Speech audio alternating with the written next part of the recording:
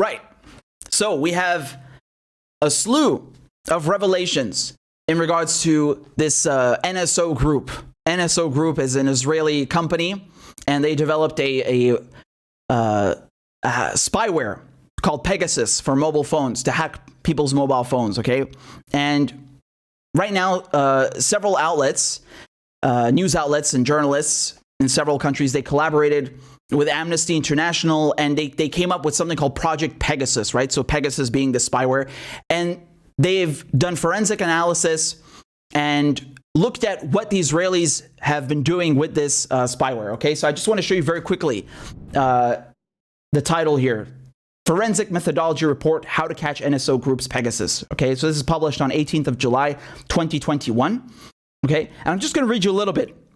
NSO Group claims that its Pegasus spyware is only used to investigate, quote, terrorism and crime, and, quote, leaves no trace whatsoever. This forensic methodology report shows that neither of these statements are true.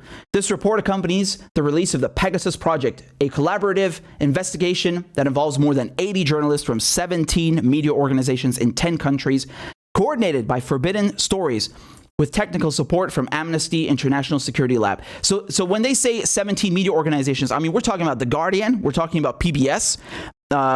It's a lot. It's a lot. And the findings are quite incredible. They're quite incredible. Okay? So Amnesty International Security Lab has performed in-depth forensic analysis of numerous mobile devices from HRDs, also known as human rights defenders, and journalists around the world. Okay, so they took people's phones, basically. You know, people who are usually targeted for surveillance by various governments and politicians, such as journalists, and as you see, HRDs, human rights defenders, right? So people who expose corruption and wrongdoing. They went and took their phones and analyzed them to see if there were any traces of this Pegasus spyware. Okay? Now, man, I don't even know where to start. Like this company is so shady. So basically, the people who founded NSO Group, right? They come out of this unit in the Israeli military, which is Unit 8200. Okay, it's basically a signal intelligence unit, right? They gather and analyze, whatever it could be, radio transmissions, telephone calls, whatever it is, signal intelligence. Every armed forces has this. It's basically a unit inside the Israeli army, and all these people that have graduated from it, or left it basically because they have to serve 5 years in it. It's a bit longer. They go on to create, private companies, or at least on the surface they're private, like NSO Group. This is perhaps the most well-known one. Okay, so these like elite hackers and people who've been working in army intelligence, they go and use their knowledge to do this. Okay. And the Pegasus spyware, it exploits vulnerabilities on Android and iPhone, including the latest 14.6. Although I just saw last night, I think they've updated to 14.7 on iOS. But still, we'll go into the technical side of it. But I just want to give you background information on who is behind this company. Okay? And what do they do with this spyware? What does NSO Group do with this Pegasus? They've gone and sold it to various countries. They don't tell you who these countries are. It's a secret. Right? So they say they have a list of a few dozen countries, but we don't know what that list is. And they also have a blacklist. So there are a couple of countries they don't sell to. Right? And I'm 100% certain Syria is on the blacklist. But we know Saudi Arabia wasn't, right? This is, again, the lovely paradox where apparently Syria is such a grave human rights abuser, but apparently Saudi Arabia, where women can't even drive and are treated like second-class citizens, that's totally fine. That's a great ally of the United States and Israel, right? So anyway, the NSO Group, they say that they sell their spyware to vetted governments, right? And they check their human rights record. I'm serious. I'm not making that up. They actually say this. So the fact that they've gone and sold this stuff previously to Saudi Arabia tells you everything you need to know. Really. And this is why we often speak about Israel and Saudi Arabia having, relations under the table, secret relations. They haven't normalized ties officially, like they did with Bahrain and the UAE, but they will eventually, and they have strong ties under the table, most certainly. So I just want to go back to the most famous incident involving this Pegasus, which is the murder of Jamal Khashoggi. So he was a Saudi Arabian journalist who was working for the Washington Post, right? He had vast amounts of insider knowledge about the kingdom, and he basically was in the Saudi consulate in Istanbul in Turkey, and they iced his ass. They killed him. They dismembered him. I mean, it's disgusting and extremely brutal, right? So he wasn't American, but he was working for an American news outlet, the Washington Post, and he was living in the United States. And he went to the consulate to pick something up at the Saudi consulate in Turkey, and they killed him inside, right? And it's been long rumored that this spyware, Pegasus, was used to get him. Because once they infect your phone, they can record your phone calls, they can activate the camera, the microphone, they can steal your contacts, they can steal your text message, everything, the whole device. And as I mentioned before, this works with Android and iPhone, and not even the latest software update can fix it, right? So if you have iOS 14.6 or 7, it makes no difference. They're so ahead of it, man. Same with Android. There's nothing that can stop it. And so it's been long rumored that they used Pegasus to track him, to find his location, and now there's evidence of that. So I'm imagining the phone disappeared with his body, right, inside of the Saudi consulate. However, look at this. So this is released today in The Guardian, okay? This came out in The Guardian. As you remember, The Guardian is taking part in this project, Project Pegasus. And so what do they say here, okay? What do they say here?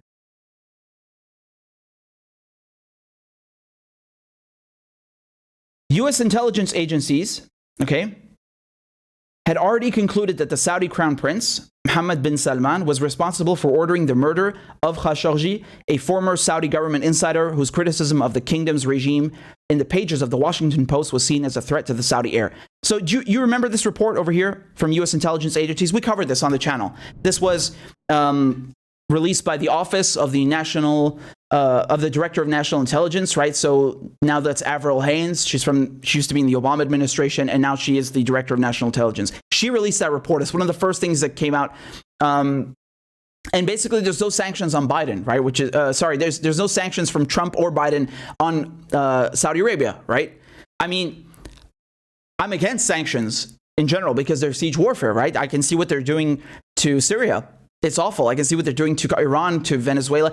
So I'm against sanctions, but it just shows you the double standard, right? Like they put sanctions on Syria for quote unquote human rights abuses, and same thing on Iran, but they don't do it to Saudi Arabia, right? It's interesting. And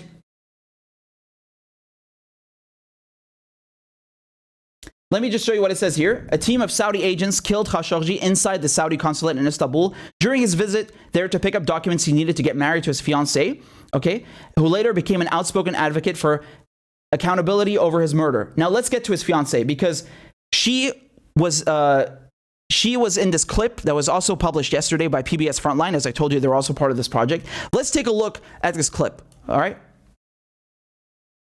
Of the spyware called Pegasus, and the Israeli company NSO Group that sells it to foreign governments. The government can see anything on the phone, including pictures, contacts, listening into calls. As part of the investigation into Pegasus, Washington Post reporter Dana Priest traveled to Istanbul. Working with the journalism nonprofit Forbidden Stories, the reporters were given access to 50,000 phone numbers concentrated in countries known to be NSO clients. They included journalists, politicians, human rights activists, and Jamal Khashoggi's fiancée, Hatice Cengiz. Dana Priest and a producer working for Frontline and Forbidden Stories met with Hatice to verify if her phone had in fact been hacked. What I'm doing is basically a backup, and based on this backup we will look if there is any trace of infection, past or current. What we're looking for is traces of a software called Pegasus. I remember the first days after the murder, a lot of times they try to hack my email. And then Gmail was sending to me emails that time. Someone tried to open your account or something like that. The simple ones are like that message. The really sophisticated ones, they don't need a message. They don't need you to do anything. Really? Yeah. But why people say the iPhone the more safe to no one can hack or... That's what the iPhone says, the company. Oh, But it's not true. So the Pegasus software can, if it gets inside, I don't know if it gets inside every time it tries, but if it gets inside, it can turn your microphone on so that it can, whoever is doing it can listen to what you're saying and what other people are saying. But it also can go into your email, your WhatsApp, your contacts, your pictures, your videos, and it can just steal them all, make a copy of everything. And then, you know, our thought is if it's doing that against people like you, who are not terrorists or criminals, then why? All right, so it's incredible because they did an analysis on her phone, and guess what they found? They found that she was infected by this software. Part of what we want to show, what we think we know, what we are discovering, and what we're researching is, no, they use it against civilians. And why would they want to know what you're doing? Yes, it's my personal life. It's my secret life. So here from The Guardian, look at what they say, right? Forensic analysis, okay, revealed that Khashoggis phone was first infected with Pegasus just 4 days after his murder on October 6, 2018. Her phone was also hacked on 2 other days in October 2018. Further attempts to hack her phone followed in June 2019, although they did not appear to be successful. Okay? They also mention, just forgive me, I need to scroll up over here. So his wife's name, yeah? Hanan El-Atar, I hope I'm saying that correctly. Her phone was also targeted. So they targeted both his wife and his fiance's phone. And it's really hilarious because if you go look at the response from NSO Group, because they of course put out a response to all of these revelations in The Guardian and PBS, look what they say. Look at their response, okay? Are you ready? Their response was published in full in The Guardian. Here it is. They say, okay, NSO Group will continue to investigate all claims of misuse and take appropriate action based on the results of these investigations. Okay? That's what they say. However, they contradict themselves before.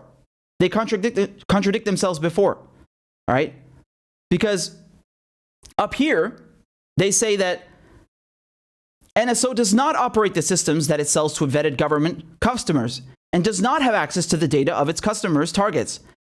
Okay, so if you don't have any access to the data, how could you possibly investigate what's been done with your software? You're just saying you don't have access to anything. You don't even know what your clients are doing with the software.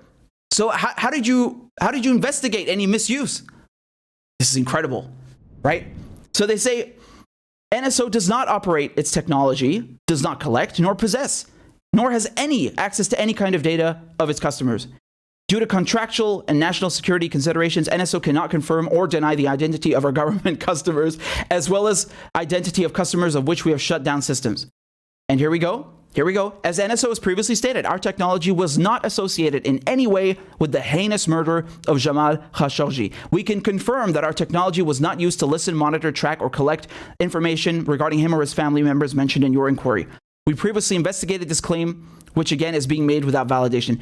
I don't know how to take them seriously because they're literally saying in the last paragraph, in the previous paragraph, they don't know anything about the software once it's sold. They don't know they don't know what the client governments are doing with it. They don't have any data. They don't have any access to the data. How could you possibly know then what Saudi Arabia was doing with it? So now, well, Khashoggi's phone, I don't know where that is. But his wife and his fiance, they have forensic evidence now that this Pegasus spyware was on there. And we know that NSO Group sold this to Saudi Arabia. They sold the Pegasus to Saudi Arabia. So do you really believe them? Let me put it to you this way.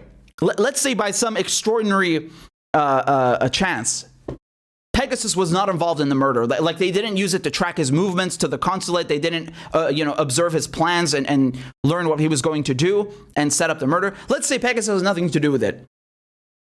Why on earth would you sell that to Saudi Arabia?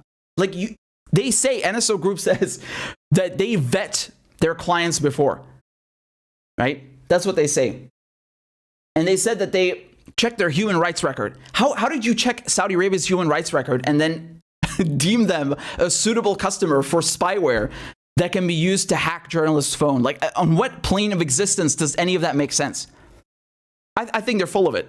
They're full of it. Does anyone actually believe this? That paragraph about that paragraph where they claim that they didn't help to kill Khashoggi, it sounds more like a legal disclaimer than an actual,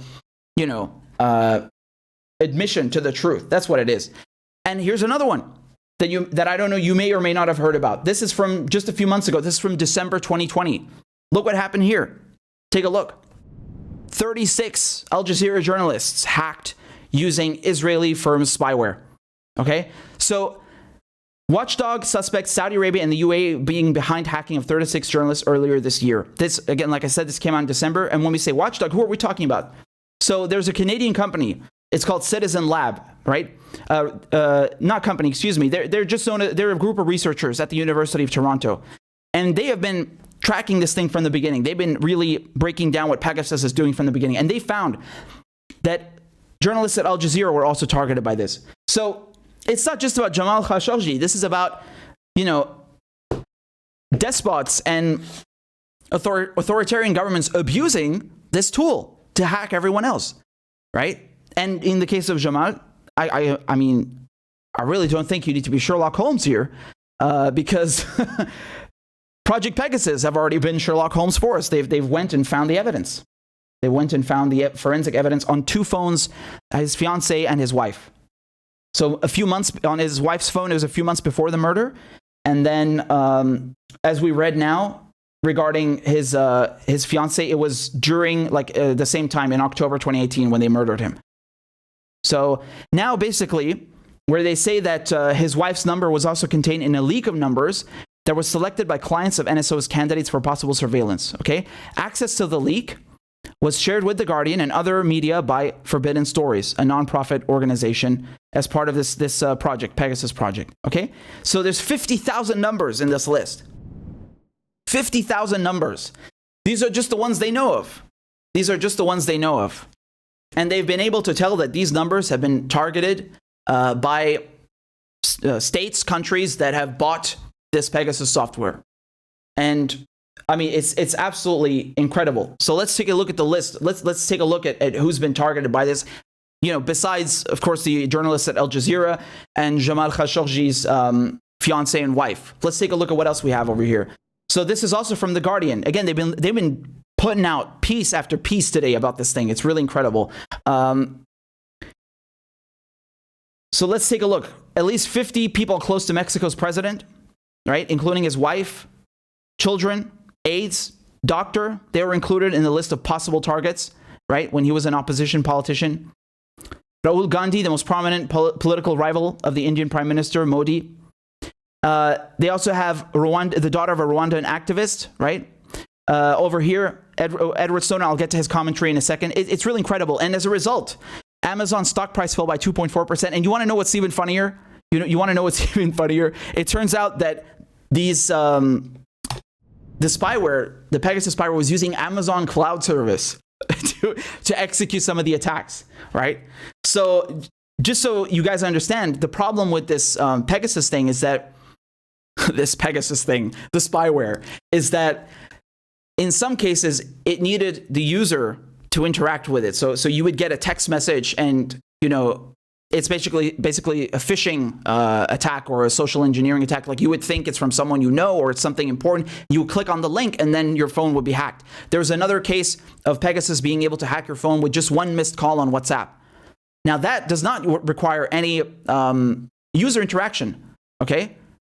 That is scarier, because those kinds of hacks, I mean, you're doing nothing with the device.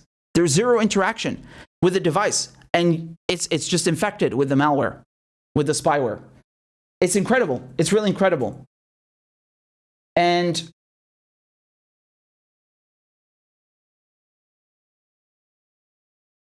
the problem is that people think like, oh, well, Apple is safer than Android or something. Yeah, okay, to an extent, perhaps. But from this, you can't do anything. This is what they found in the project just now, in the forensic analysis, that even the latest version of iOS, they found devices being hacked on 14.6.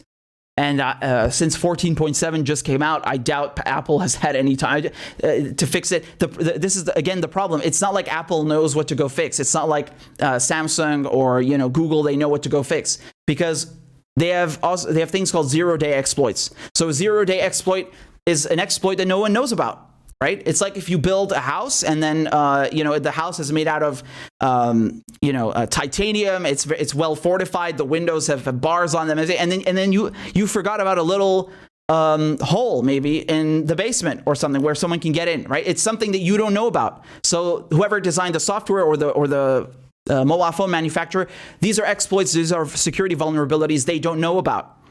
So they can't patch them because they don't know about them. And these things cost, they range from hundreds of thousands to millions of dollars on the black market, and they're very expensive.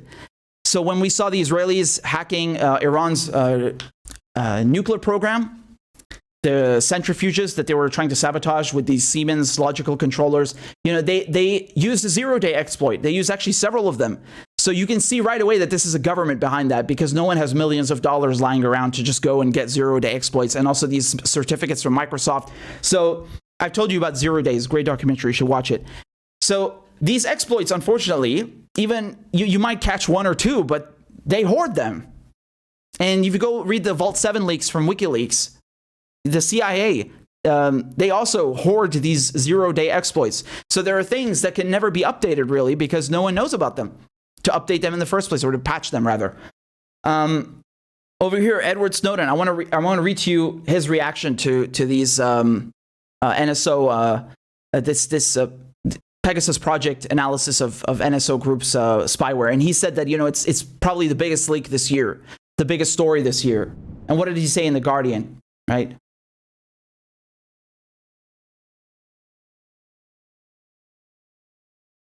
So speaking in an interview with The Guardian, Snowden said the consortium's findings illustrated how commercial malware had made it possible for repressive regimes to place vastly more people under the most invasive types of surveillance.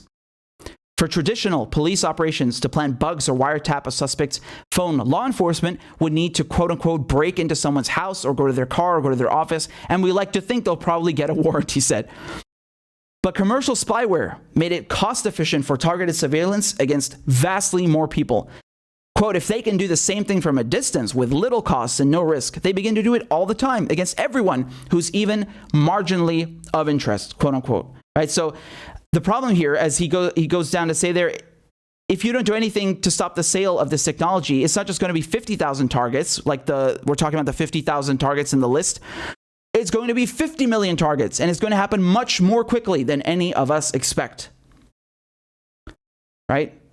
Part of the problem arose from the fact that different people's mobile phones were functionally identical to one another, he said. Quote, when we're talking about something like an iPhone, they're all running the same software around the world. So if they find a way to hack one iPhone, they found a way to hack all of them.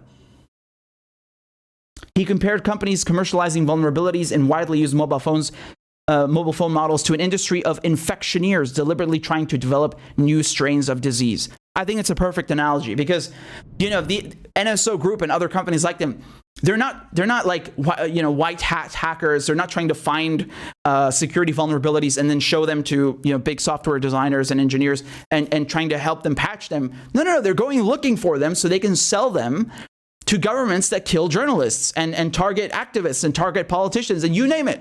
And like you said, the problem is if they can hack one iPhone, they can hack all of them. If you look at, this is from 2019. Basically, I can't remember the name of it. There's some exploit that they discovered in the iPhone 10. And this exploit was so big that it applied to all iPhones going back to the iPhone 5, I think. So it's the same exploit, and it could be used on all of these models of iPhone. We're talking about like 10 different models, right? 5, 5S, 6, 6S, the 6S Plus, whatever. Like, that's how bad this is. So what Edward Snowden is saying here, and it's completely true, If they can hack one iPhone, they can hack all of them. If they can hack one certain Samsung Galaxy, they can go hack all of these Samsung Galaxies. And you have no guarantee that they're just going to use it against one person, which is already not okay and already bad enough. It's not okay. I don't care if they use it against one journalist. That's still a crime in of itself. Never mind using it against 50,000 people or 500,000 people, whatever. Do you understand the problem here? So this entire industry is a scourge. They're just making money off of illegal surveillance, and surveillance that is often used to harm, to attack, to kill political dissidents, journalists, and politicians. This is unacceptable. This is unacceptable. And, I find this highly hypocritical when the United States and their European partners, what do? They come and say, like, oh, look, China is, launching cyber attacks. They don't take cybersecurity seriously. We're going to punish them and sanction them for this. Or Russia is launching cyber attacks. They're they call them malign actors, and they're so, they're basically irresponsible, and they don't take the cybersecurity of the United States and its allies seriously. What is this? Have you ever heard the U.S. talk about this? I don't recall Russia or China having an industry of people selling spyware to, various governments around the world so they can target journalists. What is that? What is that? They're hypocrites, man. They're hypocrites. They don't care about this. This is why Israel doesn't care that it sells this stuff to Saudi Arabia, because they're in bed with Saudi Arabia, right? This is why the United States doesn't care that Mohammed bin Salman killed a Washington Post journalist who's living in their country, because they're in bed with Saudi Arabia. It's not about the values. They're not democracies. They don't care about democracy or human rights or civil liberties and freedom of the press. This is fucking decorum. It's just bullshit that they feed you. They don't care about these things. They make money off of it, literally make money off of it, right? So this is really incredible. And I want to read you a thread over here from Kim.com. So you may recall who he is, because he was the founder of Mega, and the United States, they launched a legal crusade against him. They screwed him over. They stole all of his money. It's just, what can I say? You already know what we think of the U.S. legal system, right? The U.S. injustice system. So I just want to read you a little thread that he posted over here. Okay? Thread about mass spying from Kim.com. He says, you may have seen the latest news about the mass surveillance of journalists, activists, politicians, and even judges enabled by the Pegasus spyware acquired by governments from Israeli private surveillance company NSO Group. Here's what you should know. NSO is small fish compared to the instant surveillance capabilities of the NSA and CIA. Knowing your phone number, your IP address, or hardware identifier is enough to instantly backdoor any US-made device or operating system, and it's happening to millions of targets every day. Big tech is in on it. All devices that contain US-made chips and operating systems come with factory backdoors. Apple knows what's happening on their devices. They can detect permanent intrusions. Any data security expert can code an effective watchdog warning system in a week. All surveillance data NSO and their spyware clients have US spy agency. So all the surveillance data that NSO and their spyware clients have, US spy agencies have too. The US has access to the spy clouds of foreign states that utilize Pegasus. This spy data sharing is common and allows the US spies to indirectly spy on targets they are otherwise prohibited to spy on, right? So this is, again, you know how they told you, oh yeah, we don't use mass surveillance on US citizens? Yeah, they'll get their allies to do it for them. So the so-called Five Eyes spying alliance, the US, UK, Canada, Australia, and New Zealand, have over 20 small eyes spying agreements with other nations, including those utilizing Pegasus. Together, they are the largest criminal conspiracy in human history, committing criminal mass spying on an epic scale. And this is the end result. Politicians are puppets. The media is under deep state control. The courts are compromised. All spy targets have one thing in common. Their dirty secrets and mistakes are owned by those who run the world now, those who own the dirt. Democracy is dead. And just speaking of spy clouds, it's funny because now Amazon, given that they've been exposed, leasing their cloud space to NSO Group, they've now gone and shut down all of it. So this is published, again, July 19th from Reuters. Amazon shuts down cloud infrastructure linked to Israeli firm NSO. Okay? So I think this article originally maybe appeared in Vice. in any case, Amazon, their cloud service, Amazon Web Services, has shut down infrastructure and accounts linked to the Israeli surveillance vendor NSO Group, right? Its spyware was used in attempted and successful hacks of 37 smartphones belonging to journalists, government officials, and human rights activists around the world. NSO denied the report and said its product was intended only for use by government intelligence and law enforcement agencies to fight terrorism and crime. Yeah, well, the problem is that anyone who challenges Israeli, colonization or Saudi Arabia's ruling elites, they're considered terrorists. So, of course, in their mind, they're fighting terrorism. When they're oppressors. That's what's going on. And I want to say another thing. I distinctly recall Amazon also signing, I think it was a $200 million deal with the CIA to give them cloud services as well. So I think this was in perhaps late 2019, early 2020. So it's not, my point here is that, oh no, excuse me, this is actually much older. This is actually much older. Wow. This is from 2014. My bad. I'm just going to pull it up for you. And it's $600 million. Okay. A $600 million computing cloud built by an outside company, meaning Amazon here, right? So you can just see my point here is that Amazon has no problem dealing with, spy agencies and vendors of spy software and leasing their services to them. So, I mean, whether they do it to the NSO group or they do it to the CIA, it's not really a big difference. Actually, the CIA one is way worse. But nonetheless, I definitely agree with Kim.com's sentiment, and it's not just sentiment, it's quite simply fact. The capabilities that we're seeing from NSO group are I mean, that's shocking enough, right? So just imagine what they can do on a state level. And at the same time, though, I want to add something here is that even though people say NSO Group is a private company, or they say themselves, they claim to be a private company. I mean, how true is that, right? How true is that when the people who created it, its financiers, are all graduates from, not just the Israeli military, but specifically the signal intelligence, so Unit 8200, right, from military intelligence. Do you really think for 1 second, be honest with yourself, do you think for 1 second the Israelis would sell this technology to Saudi Arabia without knowing what Saudi Arabia is going to do to it and without being able to keep tabs on what they're doing with the software? Of course not. Not in a million years. Israel went mad because the United Arab Emirates wanted a bunch of F-35 jets from the United States, right? So like they won't even allow the United States to sell jets to other Arabs that they've normalized ties with, right? That's the point. This was after the so-called Abraham Accords. So you really think the Israelis are going to just give them this technology and they don't know what they're doing with it? No, they're probably they're probably using it to spy on whoever bought the stuff from them, right? So whether it's Azerbaijan or it's Saudi Arabia or Mexico, it doesn't matter, right? Seriously, come on, man, use some common sense. Use some common sense. This is not something they just give up like that. So nonetheless, I definitely think the capabilities of the CIA, NSA, Mossad, they're much more significant. You won't perhaps ever see anything published about that. Who knows? But it's thanks to people like Snowden that we know the full extent. And before Snowden, before Julian Assange, who believed these things? Like you could say, yeah, war crimes are being committed in Iraq, but no one would take it seriously because they're completely brainwashed by propaganda. You could say that the NSA is spying on everyone, and no one would believe it. So it's thanks to them, not only for showing us the true extent and the scope and the magnitude of what that spying entailed and what those crimes entailed, but also bringing it into the public consciousness. That is fundamental.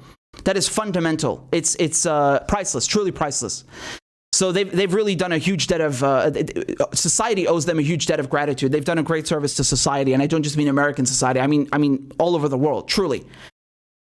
And I really think that it's important people understand this Unit 8200. I mean, yes, it's a bit glamorized, even in shows and stuff, but I wouldn't consider it strictly a private company. That's kind of like, just like you wouldn't really consider Twitter or Facebook a strictly private company. Are they really, if they're doing the bidding of the State Department and other things like that, is that really a private company? Right now, they're working with the White House to censor people. You saw that. We covered it 2 days ago, right? So the White House is now making a list of people that they're considering as, that they consider spread misinformation, whatever that means, right? Depends on who's doing the censoring. And they're giving that list to Facebook and saying that they don't only want to ban them on Facebook, they also want to ban them on all social media. So like if you're banned on Facebook, you're banned on Twitter as well. That's what Jem Psaki, the White House spokesperson, was saying. Like she's bragging about it. Like they're so shameless. And then they have they have the stones to talk about authoritarianism and despotic regimes in other countries. What the hell? Look at what you're doing. That's literally fascism. You have a unison between state and corporations to censor people and implement these insanely blanket authoritarian laws. This is unreal. So I don't know if NSO Group is strictly private, but in any case, there is definitely a pipeline between that unit, 8200, and then private corporations like this. And this whole story is unbelievable, really unbelievable. I think this is just the tip of the iceberg. So now they're saying, the Pegasus project says it's 50,000 numbers. I can assure you this is the tip of the iceberg.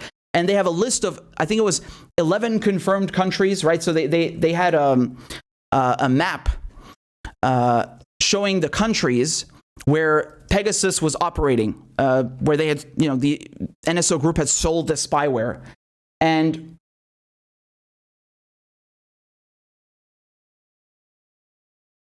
I don't even think it's accurate. I don't even think it's real, because it really fails to take into account that this is just what we've confirmed. It's not something that is, that is final. This is just what they know. So if they say it's in Saudi Arabia and they say it's in, Azerbaijan, and they say that it's in Mexico, those are just the ones they've confirmed. And another interesting thing, they've said that this doesn't work in the United States. They say that if the number targeted is a United States number, the software just won't work. They like fundamentally, by default, they do not target US numbers. Do you really believe that? What did Barack Obama say about NSA mass surveillance? He said, we don't target US citizens. That was also a fucking lie, right? We all know it's a lie. How can you be so brain dead? Like you're expecting people who literally sell spyware to tell you the truth? Their whole game is to lie and subvert. Why would you trust them in the first place? You would trust the guy heading the mass surveillance programs to tell you, oh yeah, I'm totally not spying on you. That's literally the last person you should listen to about this subject. Anyway, I do not believe that. I do not buy that for 1 second. So that's just my opinion, but I'm basing it off of previous revelations that this is not true. When they say we don't target US citizens, that's a lie. That is a lie. Just like Kim brought up now, they will get maybe their allies to do it for them. It's still targeting, right? In any case, this is just the tip of the iceberg. Best believe that. Best believe that. I bet they're using this in every single country on earth. Who's to say? Who's to say that they sold it maybe to a country, right? Who cares? Maybe it's Saudi Arabia. I've also seen Hungary is involved, right? What if Hungary, for example, just as an example, what if they're using it against the whole world? You just told us you don't know what your clients do with the spyware you just gave them. So you obviously can't speak to what extent it's being deployed in. You can't. But I think they know. I can goddamn assure you they know, man. The Israelis would never, ever, ever, ever sell anything like that to the Saudis, to any other government, never mind the Saudis, without having full control over it. I can assure you.